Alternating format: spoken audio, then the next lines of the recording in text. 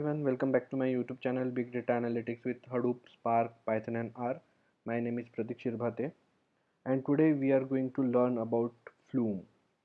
So Flume basically is used for transferring data from your non-RDBMS sources to the Hadoops or the HDFS. So in order to uh, create a Flume agent, you need to create a configuration file, and we'll see what are the different parameters or the different entities in the configuration file. So Flume has basically three entities, which is source, then channel, and then last one is the sink. So here source represents the the the source of your data. So like you will be having multiple uh, agents or the multiple clients, and at the end of the day they want to transfer all of their data to the Hadoop. Uh, so these are the sources. Okay, so they need not to load the data to RDBMS. So instead they can have their own local system. You can have a local folder. In that folder they can put all their files, and then these files will get uploaded to the HDFS. Then we have the channel. So this channel represents how your data is getting flown from your non-RDBMS sources to the HDFS. And sink of course is the target where the data is getting stored. So in this case our target is HDFS.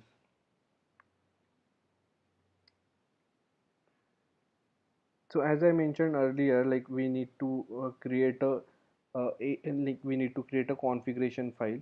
So for that we need to first create an agent. Okay, so agent is nothing but the one which drives this Flume, Flume configuration files.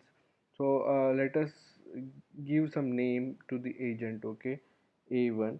So we need to set up some parameters to the different, we need to set up some parameters to these different fields. So uh, let's say A1 dot, and then you need to give this source, sink, and the channel.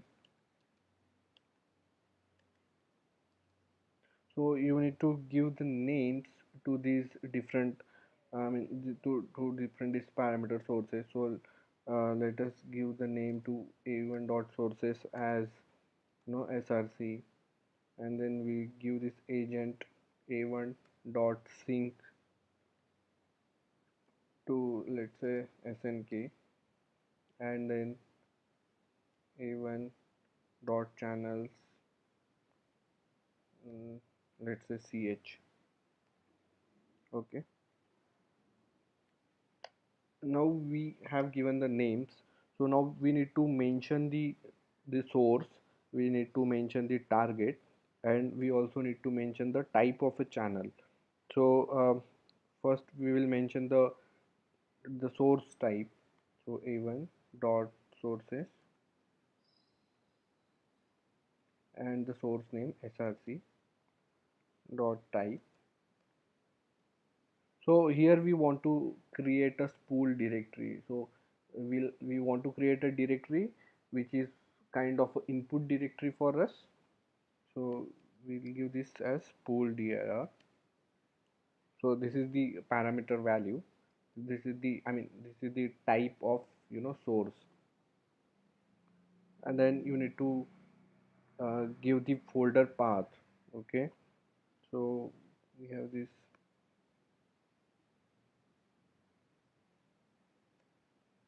So you need to give the spool directory path.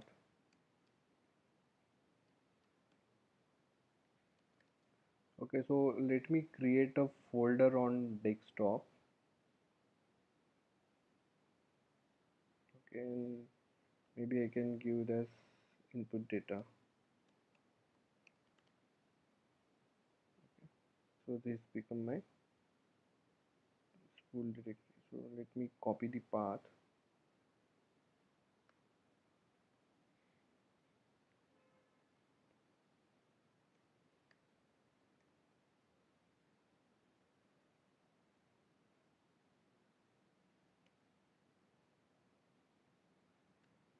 Okay,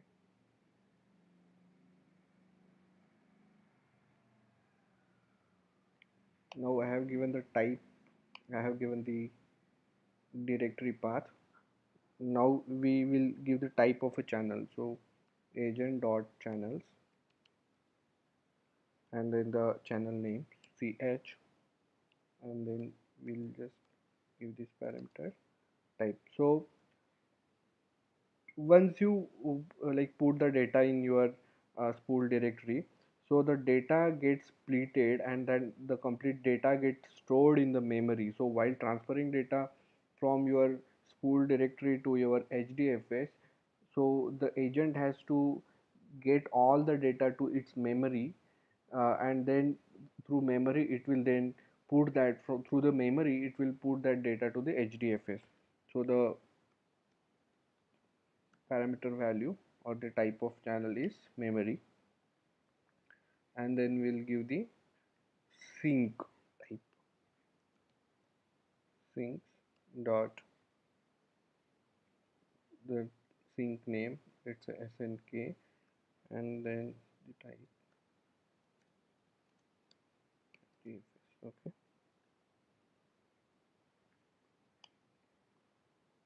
then you also need to give the path to this HDFS.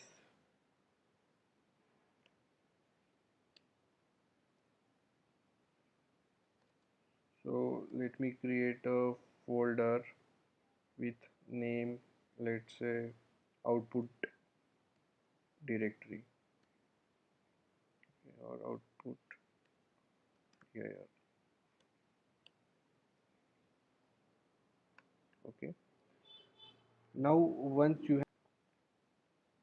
you have given these properties, you need to mention the miscellaneous properties in the way how your source and sinks are connected through channels. So event dot, let's say sync, sync.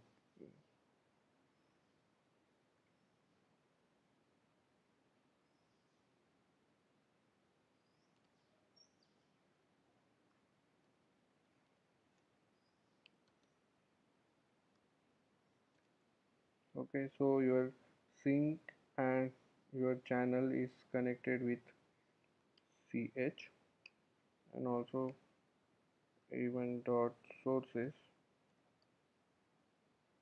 dot src dot channels.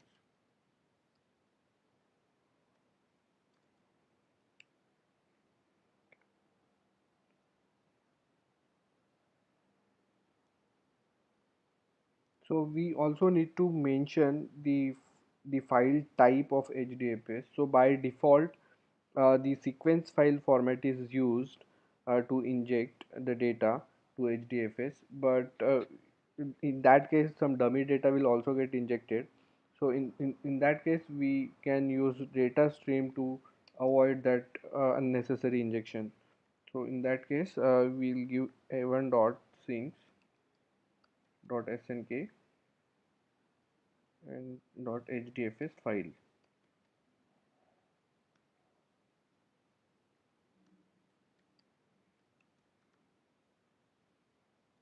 So the file type is data stream.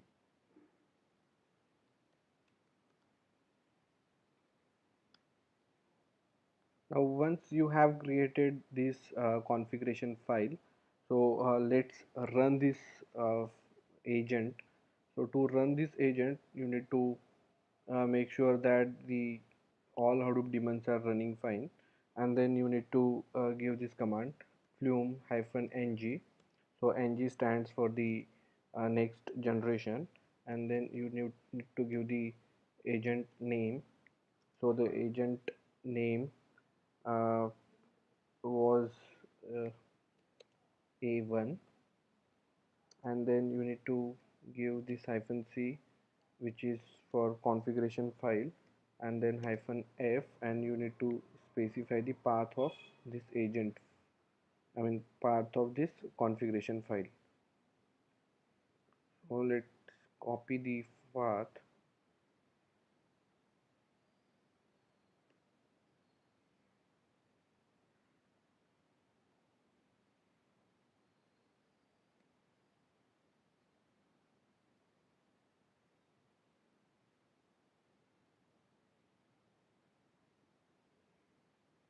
hit enter.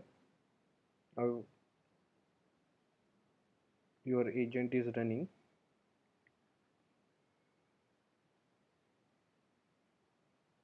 So now let us quickly go to the web instance and see that there is no directory with the name whatever we have given there, uh, Flume directory, I guess.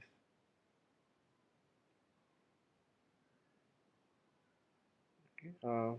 Output directory. Okay, the name of that HDFS directory was uh, output directory, and there is no folder created here. So now we have the input data folder here. So let us try to copy some files and paste it there. So let me copy some files. Say these countries of the world. I'm going to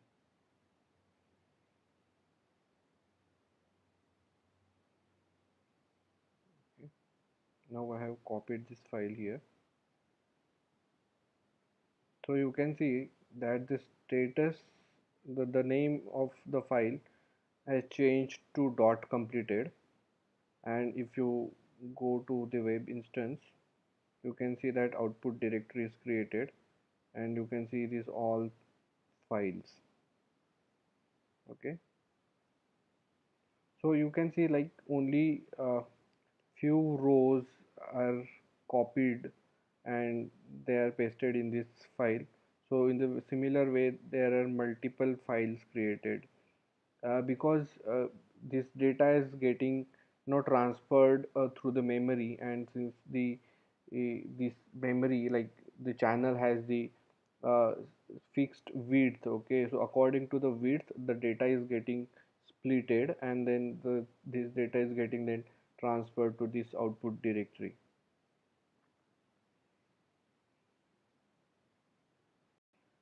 You can also confirm the status of the data transfer through your terminal only. Like so, once the agent runs successfully, you can see this message: writer callback called. Okay, so this is one way to verify.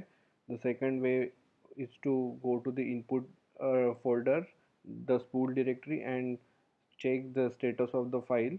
The file should get renamed to this dot completed. And the third way is of course to go to this output directory on HDFS and verify the data. So these agents need to run all the time. So if you wish to stop this agent, you can also quit it with this control C options. So now you can see that the agent has been stopped.